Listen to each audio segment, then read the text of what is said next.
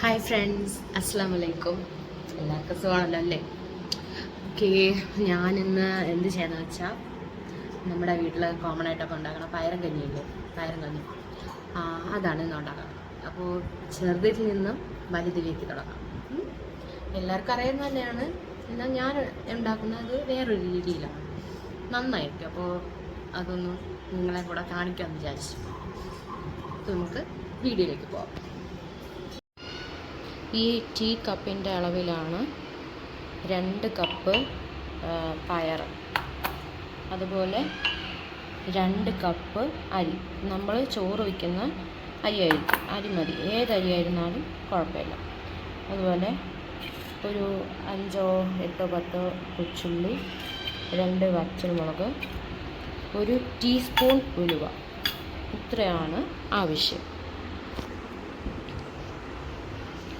Okay, ഇത്രയിട്ട് നമ്മൾ കുക്കറിലാണ് വെക്കാൻ പോകുന്നത്. ഇത് കഴുകി വെച്ചേക്കുന്നതാണ്. ഇതിലേക്ക് ഒരു 12 ഗ്ലാസ് വെള്ളം വീഴ്ത്തണം.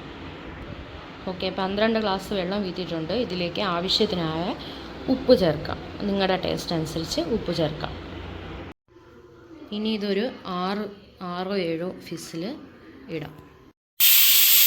ഓക്കെ, 6 ഫിസിൽ കേട്ട് കഴിഞ്ഞു. ഇനി നമുക്ക് ഈ ഓഫ് ചെയ്യാം. 6 ഫിസിൽ കേട്ട് കഴിഞ്ഞു. ഇത് ഓഫ് ചെയ്തിട്ട് ഫിസിൽ തുറന്ന് വിടണം.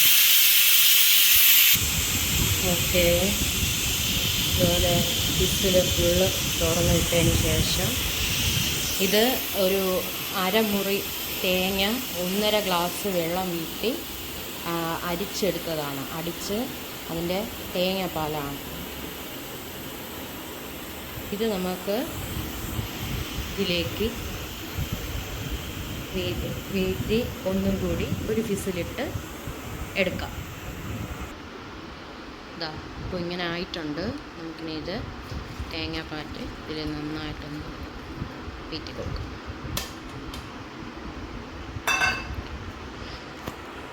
എന്നിട്ട് ഇതൊന്ന് നന്നായിട്ടൊന്ന് ഇളക്കാം.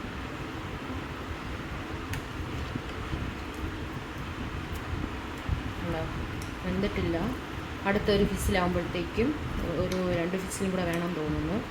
2 ഫിസിലും കൂടെ ആകുമ്പോൾ ഇത് നല്ലതാണ്. അപ്പോഴത്തേക്കും ഈ തേങ്ങാപ്പാൽ ഈ കഞ്ഞിയിലും പയറിലൊക്കെ നന്നായിട്ട് പിടിച്ച് നല്ലൊരു രുചിയായിരിക്കും ഇത്.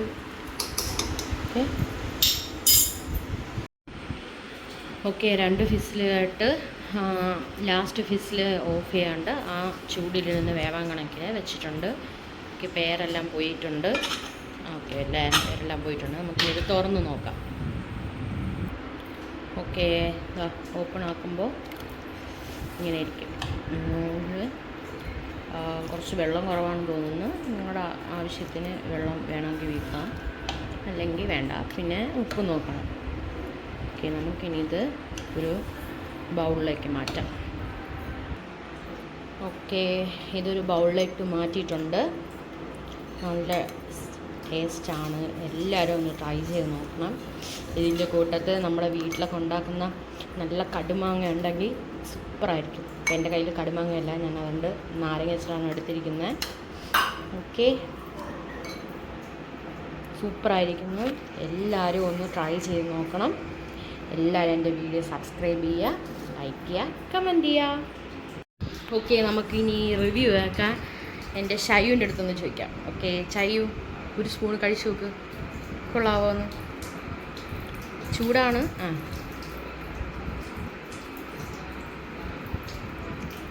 എങ്ങനെയുണ്ടെന്ന് നോക്ക്. കൊള്ളാമോ? സൂപ്പർ തന്നെ. സൂപ്പർ എന്ന് പറ.